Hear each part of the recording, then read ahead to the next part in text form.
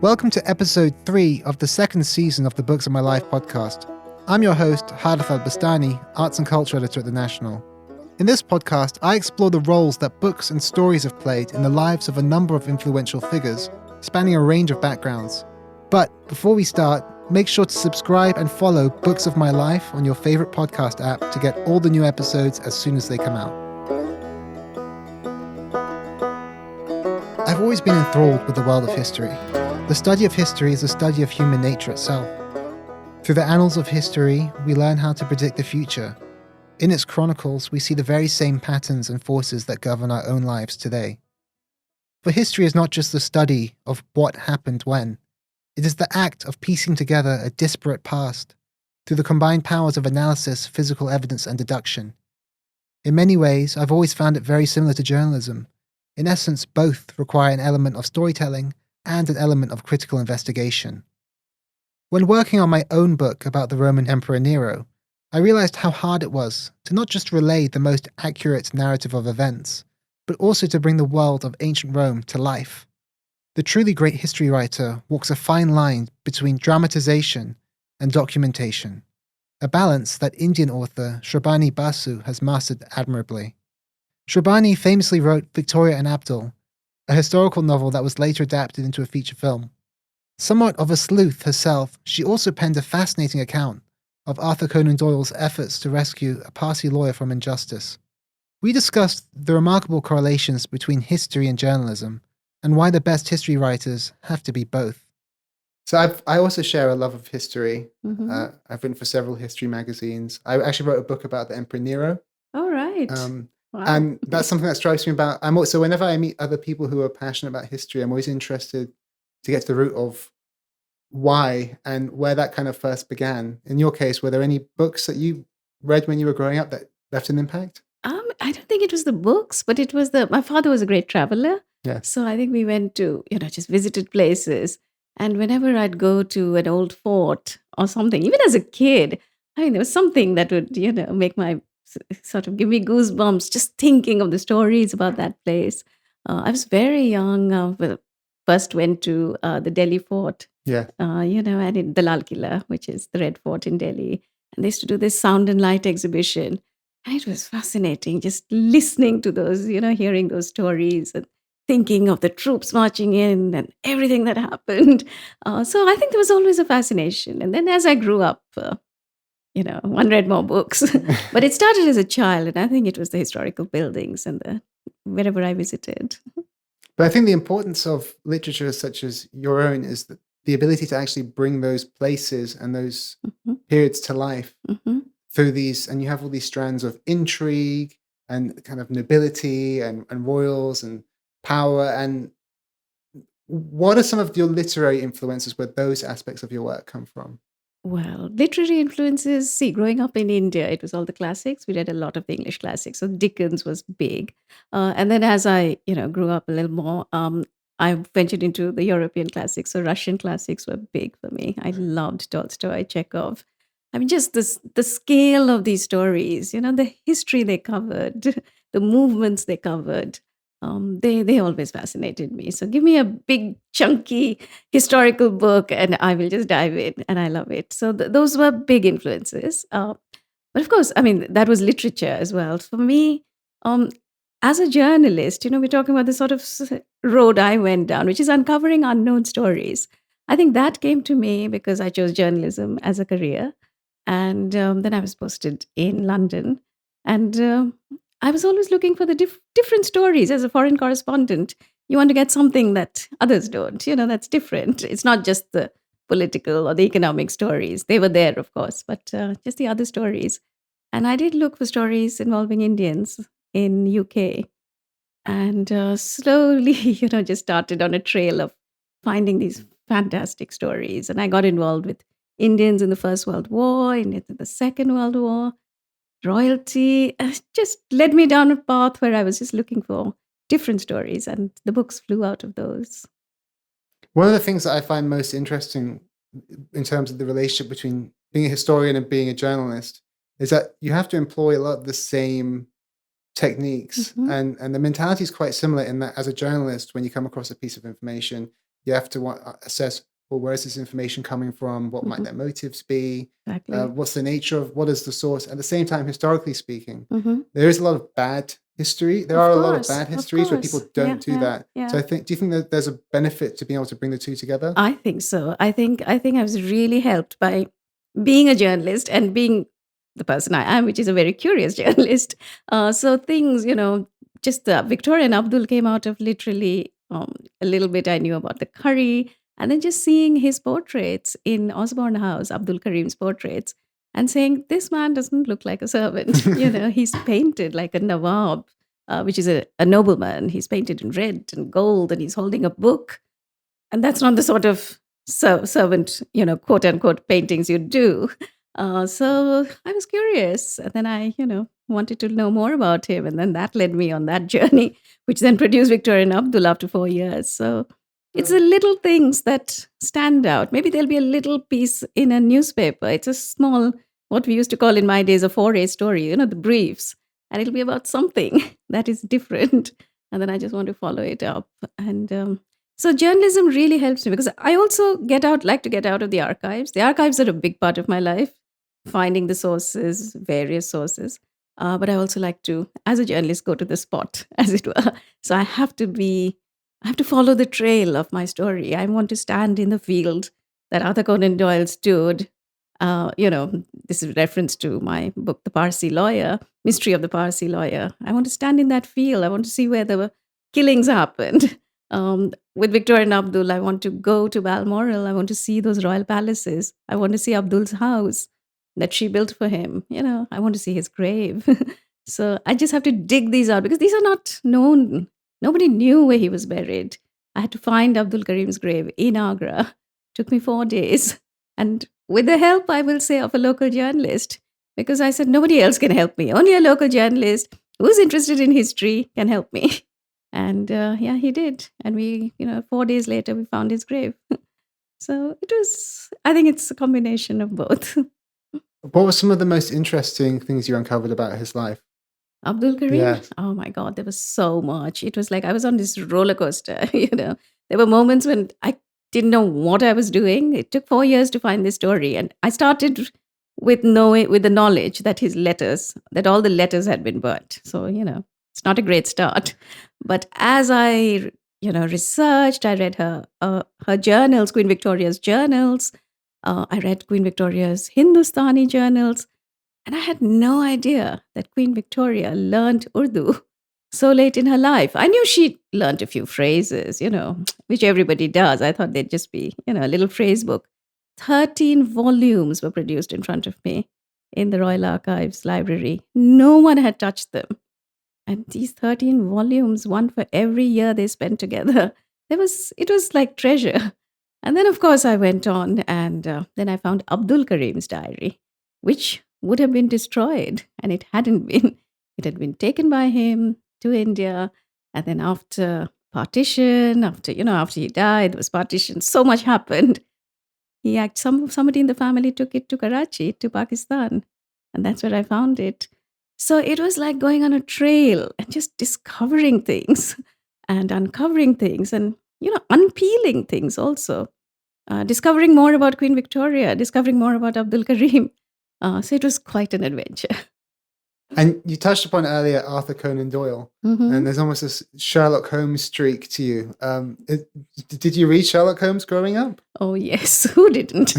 I mean, I absolutely love the Holmes books. I mean, my sort of guilty pleasures on a Sunday afternoon is just watching a matinee with the old Holmes, Jeremy Brett as Holmes, or watching a Christie. I mean, I love crime fiction as well. So there's a broad range of books that I enjoy. And yeah, I mean, I loved Arthur Conan Doyle. I read his biography, and that's where he writes that he took up this case of George Adalji. And to me, it was like, wow, the only case he personally investigates, wearing the hat of Sherlock Holmes, is to do with an Indian lawyer. It was like a no-brainer for me. I had to find out, who is this guy? What did he do? And then the whole case. So yes, I sort of went on a trail of Arthur Conan Doyle. when he was on this trail to uncover this mystery. And then I'm on his trail. So, yeah, it was a lot of fun. And the mystery is an incredibly much more international genre than people realize. For example, in India at the moment, there's a great resurgence, or there's a great popularity of mystery literature. In China, there's a history of mystery literature. Is this something that, have you explored any of the other traditions from around the world? Well, I think I haven't read a lot of Indian crime fiction, I have Yeah. to admit. The only ones the detective stories were, I'm a Bengali. Yes. So the detective stories are very popular in Bengal. So Satyajit Ray, the filmmaker, he made a series based on his own book on these detective stories. So that was my introduction to the sort of Indian genre of detective writing. And he had a detective very much based on, the home style. But that was all I read. They were called Peluda's mysteries. And I haven't read the others, but I can imagine that there is, everybody loves a whodunit. And for me, this one, a whodunit in a village in England, set in the early turn of the 20th century. Arthur Conan Doyle figures in it as the real person. I mean, what's not to get me going into this? And why do you think people are so drawn to historical literature or period literature? What do you think it is about? I mean, obviously, it's fascinating for a historian to be Mhm. drawn into these worlds, but they do have such broad appeal when they're well written. Mhm. I think it's the characters, isn't it? I mean, in every historical, even if it's a fiction or it's, you'll have some character. He could be villainous, he could be wonderful, but it's these characters that drive the story in a way. And then there's all the surrounding, all the intrigues. I mean, if you do things on royal courts, my goodness, it's just intrigue and more intrigue. And yeah, I mean, I love those conspiracies and everything that goes on in the background. Victoria and Abdul has a lot of it because a lot of my research was done by reading the diaries of the household. Right. And her personal physician, Victoria's personal physician, kept a detailed diary. So a lot of the book is actually based on his diaries too, apart from Right. everything else. So, there were a lot of sources, but the household was really important because what they say about Abdul was, really crucial to see how prejudiced they were and the language they use about him, everything they keep plotting to bring him down. So these plots that are in the book are from the doctor's diary. Yeah. That's really fascinating. And Hmm. what are some of the most interesting things in terms of like sociological or historically speaking that people can learn from these diaries of these characters around the real historical characters around Yeah. Abdullah and Victoria? Yeah. Well, we can learn that they were very upper class, very elite. I mean, they were obviously all from the upper class, but they also were very elite, very closed clique. And they absolutely hated this outsider. They were racist, absolutely racist. And they would call all the Indians the Black Brigade until Queen Victoria said the word black will not be used to describe the Indians. So that itself was again revealing to me. This is Queen Victoria. You associate her with the empire. This is the height of empire. And here's a queen writing a memo telling all her household off. So these were things about her character that came up, you know, to me as I was researching. And well, they're there in the book because yeah, she got a few brownie points from me for really standing up to it. And I think in some ways she was actually ahead of her time, which, because if you look back now, I mean, there still isn't a person of ethnic origin yeah, as part of the close royal household. They are still entirely white. Yeah. And, we've seen what's been happening. Let's not go down that field. No, that's really fascinating because, like you say, you do look back at the roots of some of these issues. Mhm. Um, and I'm wondering when you're piecing the stories together and the characters together and their motivations together, how difficult is it to actually? I mean, what is your process for? Obviously, you have access to their diaries, so you're reading their thoughts. Mhm. But at the same time, how difficult is it to construct the characters within Mhm. the works Yeah. of So fiction? Or yeah. So again, I don't do fiction. It'd probably be easier if I did in some so, ways, yeah, though. But in nonfiction, for me, it is really reconstructing the person. What does he look like from newspaper reports, from his photographs, from what others say about him? I know Abdul was 6 feet tall. I know he had a soft voice. So I can in my mind, I'm looking at his picture and I am visualizing this man. And so I have to get into his head when I write about him. And through what others say, what he writes in his own diaries, I am getting into his head in a way. And I can, put it out there. I guess, sorry, what I mean to ask is, what is the crucial skill to the novelization of historical events? Right. I think the word they use it, narrative nonfiction nowadays. Yes. You have all these, I said, oh, that's a new term. I was told that at some literature festival. So yeah, I mean, as a journalist, I would anyway have a narrative style. Yes. So that is me. That is my natural self writing. I'm not doing something that I have been taught to do. It is what I do. Yes.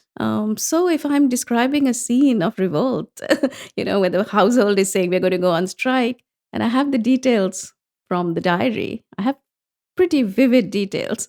I can just reconstruct this scene from that diary and write it up. Yeah. But I also read a lot of newspaper reports. So I think the gossip columns, the small things, the weather, what was it like that day? Just going into the British Library, looking at microfilm issues of certain days, and you'll see the weather. If they haven't mentioned the weather in the diary, then I would like to see what the weather was like that day. So I think all of it makes your story. There's just little details. And yeah, newspaper reporters always play a big role. I like to see what they say. Even in Mystery of the Parsi Lawyer, for me, while the trial is being covered, it was a real case of miscarriage of justice and outright racism. And the reports in the papers just told me, obviously, how racist they are, the way they describe George Adalji, is Oriental with this, this is the crime he would have done just based on his features and his looks. And so that reveals a whole world of what they're thinking. What is the influence? The jury members would have been reading these newspapers, and their influence, it took them 20 minutes to pronounce George Adalji guilty. So what are the influences going? And yeah, you get a feel of what's going on through a newspaper report. It's something that I really struggled with when I was working on my book about Nero, because when you look at the various histories, some of them are filled with the most scandalous information. And when it comes to, okay, well, you have this balance of, I want it to be historically sound, but I also want it to be engaging. A lot of writers tend to just go, I'll just include that, it's part of the story. But it's really hard to try to decide what to rule out, what not to rule out, especially with history, where, like you say, sometimes you're working with, there's only one side of history has been preserved. Yeah. At least, like you say, when you have newspapers, you can kind of read into them. Sometimes I think some of the driest historical records, the most seemingly dry historical records, actually contain the most. You can find something. Yeah, absolutely. So I take a long time to write my books. Each one is like 3-4 years. And for me, finding the little detail is interesting and crucial to the book, actually, to bring the color that we talk about, the narrative style and the. So I will take time. It might take me 2 weeks just sitting and poring through things, which look extremely dry and which probably bore me to tears. But somewhere I will find something. And then, it's joyful when you do that. And it gives you a clue. Somewhere tucked away.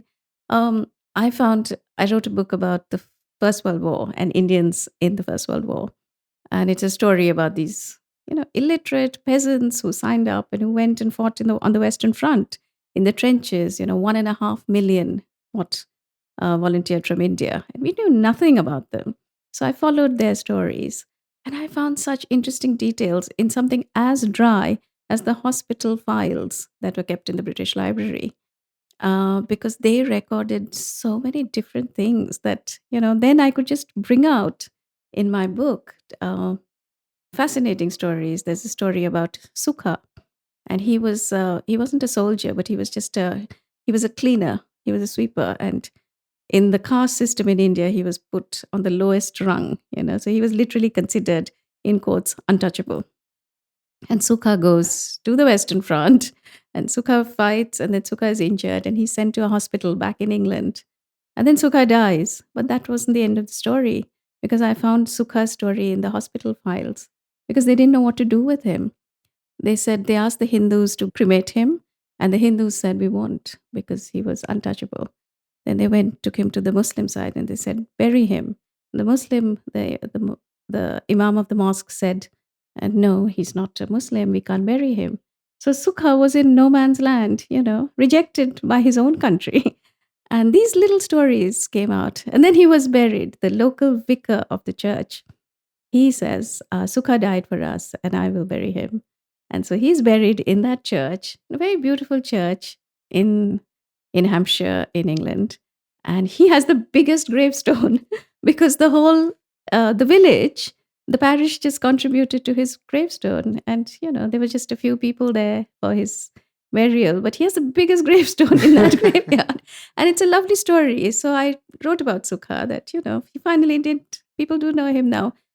And there's no image of him, no photograph, but all I know is because his life story is written on that gravestone. And of course, he's recorded as dead by the Commonwealth War Graves. So you reconstruct that. And now people go to Sukha's grave and they put flowers there and they send me pictures, which is it's really nice. Yeah. You just feel, okay, this man died. He was probably in India, he was looked down on because he was considered untouchable. Here he lay there. I mean, what a life for poor Sukha. Yeah. And, but finally in death, people now know him. Yes. There's something to this 25-year-old who died there. So it is, at the end of the day, it is very rewarding when you find something. And this took 2 weeks going through hospital files as sort of boring and administrative as that. So, do you ever have issues getting access to them? Well, no, luckily in the UK, the British Library is open to all. And I consult a lot of libraries, various sources. For Victoria and Abdul, I needed permission because the Windsor Archives, the Royal Archives, are private property. Yes. So you have to apply for permission. I was lucky. I was allowed and given full access, I must say, absolutely full access. And not just that, because some of it is in Urdu. I said, look, you've never opened this and you don't know what it is. I mean, is this man saying, bring down the house? I mean, we don't know because I can't read Urdu. So I said, I need it photocopied. I'm going to go get it translated. And I'll let you know. You'll have the transcript. So they were very good about it. Yeah. And now they're really proud. They send that journal out everywhere along with Queen's Journal. So the Hindustani Journals travels to various museums and they always open it on the pages that I've actually used in my book, which are, really funny phrases like hold me tight or she's learning that in Urdu, by the way, dictated by Abdul. So, or things like, the tea is not hot enough or the egg is no good, things like that, funny little phrases. They open the book to those pages in the exhibition. So, yeah, I think they're quite happy that all these were translated as well. Do you think those are all considered the essentials? The tea's not hot enough. Yeah. Poor lady, she's the queen. She didn't get good tea. Her egg was never boiled properly. But there was who would have known? But there was always praise for Abdul. That brings us to the end of this episode of Books of My Life, Season 2. I hope you found it as insightful as I did. If you're interested in hearing more conversations like this, make sure to subscribe on Apple Podcasts, Spotify, Anghami, or your favorite podcasting platform. Next week, I sit down with explorer Benedict Allen. Stay tuned for more captivating conversations and gripping stories. This episode was produced by Arthur Edison and Dua Farid. I'm your host, Hareth Al Bustani. Thanks for listening.